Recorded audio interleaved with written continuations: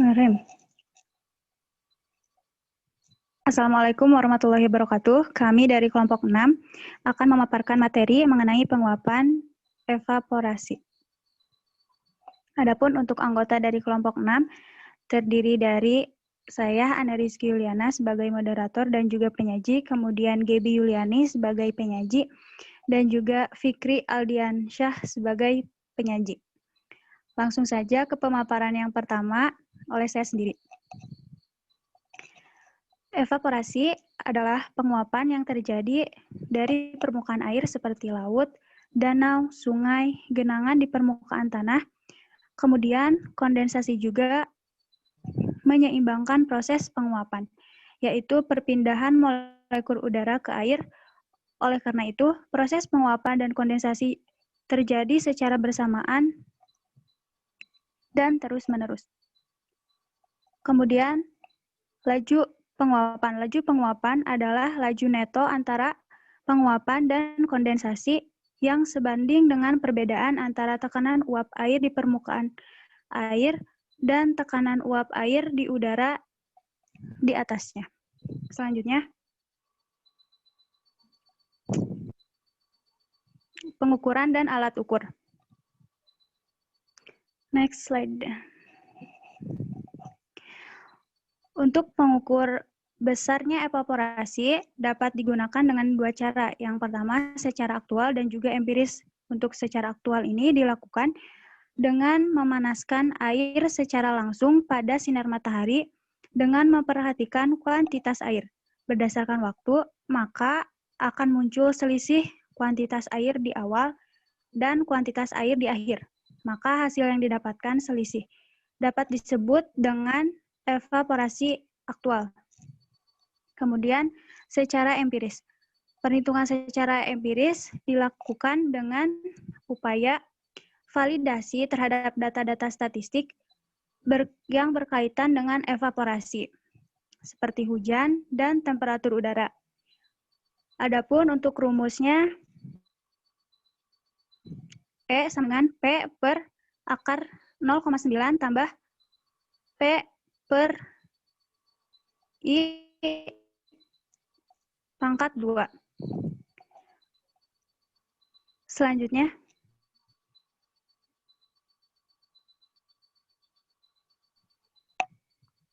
rumus sama dengan evaporasi, kemudian P rata-rata hujan, kemudian 300 tambah 25T tambah 0,05T pangkat 3, dan juga T sama dengan temperatur rata-rata. Menurut Chow, terdapat 4 metode rumus perhitungan evaporasi, yaitu dengan menggunakan metode energy balance method, kemudian aerodynamic method, kemudian combination method, dan juga Priestley-Tyler method. Selanjutnya, next slide. Alat ukur evaporasi yang pertama ada atmometer. Prinsip kerjanya yaitu dengan mengukur evaporasi menggunakan bidang berpori yang dibasahi air. Terdapat beberapa macam atmometer seperti PC atmometer, Livingstone atmometer, dan juga Black-Bellny atmometer. Kemudian ada evaporigraph. Evaporigraph ini merupakan alat yang secara otomatis dapat merekam data penguapan sehingga laju penguapan setiap jamnya dapat diketahui. Alat ini terdiri dari bejana penampung air, pipa vertikal yang ditutupi dengan kertas isap, alat ukur waktu, alat pencatat, dan juga kertas grafik. Kemudian yang ketiga, panci penguapan. Panci penguapan adalah alat yang digunakan untuk mengukur evaporasi dari muka air bebas. Ada 3 jenis panci penguapan yang sering digunakan, yaitu panci penguapan kelas A, panci penguapan tertanam, dan panci penguapan terapung. Itu saja yang dapat saya sampaikan. Selanjutnya materi akan disampaikan oleh Di sini terdapat video yang menjelaskan mengenai alat pengukuran evaporasi. Silakan ditonton.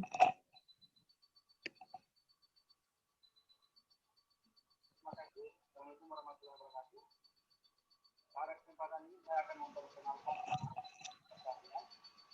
namanya hand evaporator. Nah, ini adalah alatnya, ini sampingnya, dan ini adalah alat ukur. Ini fungsinya adalah untuk mengukur penguapan. Hubungannya dengan pertanian apa? Lalu kita akan melihat atau mengukur penguapan air yang ada di tanah, khususnya yang ada di perkebunan kita. Nah, ini adalah cara melakukan pengukuran. Nah, ini dulu alatnya. Inilah ada alatnya. Ini untuk melakukan pengukuran ini di pagi hari, siang, dan sore hari. Ya, ini satuannya adalah milimeter untuk pengukurannya. Nah, caranya seperti apa? Ini kan posisi di dalam. Untuk mungkin tidak bisa kita zoom. Coba kita pindah ke sini.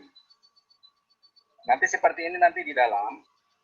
Nah, caranya adalah kita menyesuaikan permukaan air dengan mata kail. Mata kail dan permukaan air itu harus sama.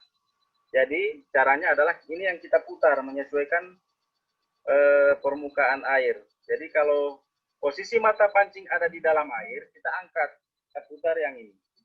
Kemudian untuk melihat hasilnya, kita lihat angka yang ada di sini. Berapa milimeter. Ini angka yang ada di sini. Nah, seperti contoh ya, yang sudah terukur di pagi hari ini. Coba. Yang sudah terukur di pagi ini. Ini adalah 20 mm di pagi hari. Itu adalah startnya, awalnya di pagi hari.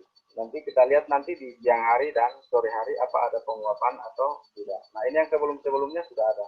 Ini pagi hari 28. Di siang hari 28, di 30, di jam 18 ada 30. Nah, ini maksudnya apa? Antara pagi dan siang itu tidak ada penguapan. Berarti itu mendung. Tetapi di siang dan sore ini ada kenaikan 20 mili. Nah, maksudnya ini ada penambahan, berarti kenaikan 2 mili ini adalah berarti ada hujan. Nah, data hujannya ada di sini. Ini hujannya, curah hujannya adalah hujan di sore hari. Hujan lagi sore hari. Jadi sudah pas 30 dia bertambah malah airnya, bukan menguap tapi bertambah. Nah, ini adalah data curah hujan. Ya, 1 mili untuk curah hujan di sore hari menambah jumlah air yang ada di pan ini sekitar 20 atau 2 mili. Nah, untuk yang di hari kedua, posisi untuk jam 18 ke jam 7 pagi ini tidak terjadi penguapan. Ini harus dihitung juga ini. Kemudian untuk pagi itu 30, di siang hari 29 mm. Artinya apa? Dari 30 ke 29 ada penguapan sekitar 1 mm. Nah, kemudian di sore hari nambah jadi 32. Artinya apa? Ini ada di siang hari, di antara siang dan sore itu ada hujan sehingga menambah volume air yang ada di pan evaporator. Nah, ini adalah data curah hujannya. Curah hujan, alatnya adalah barometer. Ini ada 2 mili. 2 mili. Untuk tanggal 3, nah, ini pagi hari 32, siang hari 32, malam hari 32. Artinya ini tidak berkurang sama sekali dari pagi sampai sore. Nah, dan ini tidak ada hujan. Nah, ini mendung-mendung saja ini karena tidak terjadi penguapan. Nah, mungkin itu cara mencatat alat mungkin pada video-video berikut saya akan memperkenalkan lagi alat-alatnya. Baik. Sekian, terima kasih. Assalamualaikum warahmatullahi wabarakatuh.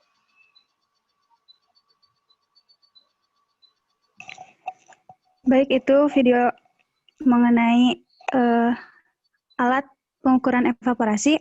Untuk yang selanjutnya, materi akan disampaikan oleh Fikri Aldiansyah. Kepadanya disilakan. Materi yang kedua, dampak evaporasi bagi kehidupan manusia, yaitu memiliki dampak positif dan dampak negatif. Selanjutnya, evaporasi memiliki peran penting dalam siklus hidrologi dan pendistribusian air secara merata di seluruh permukaan bumi, namun juga tidak menutup kemungkinan evaporasi memiliki dampak yang diantaranya dampak positif. Berikut beberapa dampak positif dari evaporasi. Pertama, membuat pakaian yang dijemur menjadi kering merupakan siklus air yang menyebabkan terjadinya hujan. Kedua, membantu mengeringkan bahan makanan. Ketiga, mengeringkan badan setelah mandi. Dan yang terakhir, mengeringkan keringat setelah berolahraga dan lain-lain. Dampak negatif dari evaporasi. Jika memiliki dampak positif, tentu saja evaporasi memiliki dampak negatif juga, terutama ketika musim kemarau yang datang dan berkepanjangan. Di tengah pemanasan global yang semakin memprihatinkan, dampak evaporasi yang semakin besar pada musim kemarau tersebut adalah sebagai berikut. Yang pertama, meningkatkan kadar pH atau keasaman dari air. Air yang terkena sinar matahari atau mengalami evaporasi akan mengalami penurunan pH karena dalam air terkandung banyak unsur-unsur yang mengendap ketika terjadinya evaporasi. Selanjutnya, terjadinya kekeringan. Dampak terjadinya evaporasi yang berlebihan mengakibatkan sumber mata air mengering sehingga persediaan air mengurang atau sampai menghilang. Yang terakhir, meningkatkan salinitas atau kadar garam. Pada area laut atau tambak air payau, evaporasi berdampak pada meningkatnya salinitas. Selain itu, pengeringan tambak dengan uap secara total bertujuan pula mempertahankan salinitas dari tambak itu sendiri. Nah, jadi persoalan dampak positif dan negatif dari evaporasi ini sebenarnya bisa kita pandang dari dua sudut yang berbeda. Bisa aja dampak positif jadi dampak negatif, atau sebaliknya dampak negatif jadi dampak positif. Yang jelas, evaporasi ini memiliki dampak yang bisa jadi dapat dianggap kecil atau besar dalam kehidupan sehari-hari. Itu saja dari saya kembalikan lagi ke moderator. Baik, untuk selanjutnya pemaparan materi oleh Gebi. Kepada Gebi disilakan. Baik, untuk poin materi yang ketiga itu mengenai fenomena evaporasi dalam kehidupan sehari-hari. Di sini ada beberapa contoh evaporasi dalam kehidupan sehari-hari. Berikut beberapa contoh tersebut. Contoh evaporasi dalam kehidupan sehari-hari, jika mengeringnya kendaraan setelah dicuci, hanya satu dari sekian banyak contoh evaporasi. Agar kamu lebih paham dengan proses ini, kita akan bahas juga beberapa contoh evaporasi dalam kehidupan sehari-hari lainnya.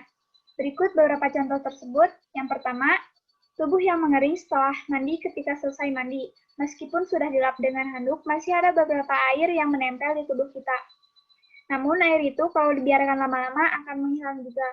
Hal itu dikarenakan adanya evaporasi yang terjadi di mana panas tubuh kita membuat air tersebut perlahan menguap. Contoh yang paling gampangnya adalah air yang masih tersisa di kulit kepala. Lama-lama akan mengering juga kan? Untuk yang kedua, keringat yang mengering ketika telah selesai berolahraga. Kita biasanya akan berkeringat, bahkan tak jarang keringat tersebut membuat kita seperti baru mandi.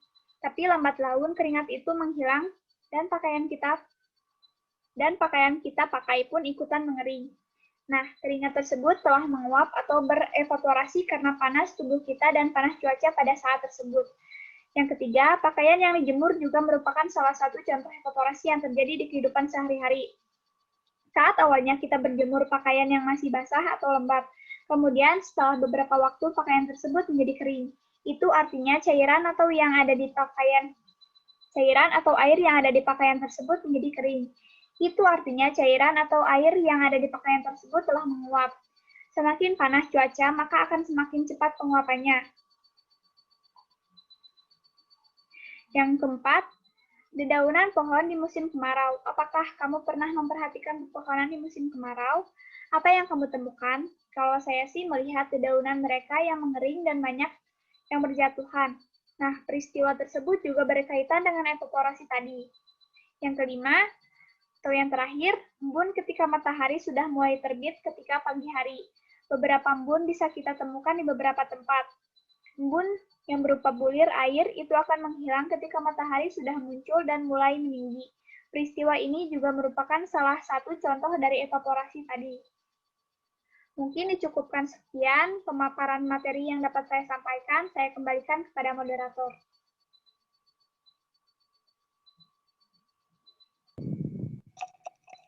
Demikian penyampaian materi dari kelompok kami. Terima kasih atas perhatiannya. Mohon maaf apabila terdapat kesalahan kata. Wassalamualaikum warahmatullahi wabarakatuh. Waalaikumsalam warahmatullahi wabarakatuh.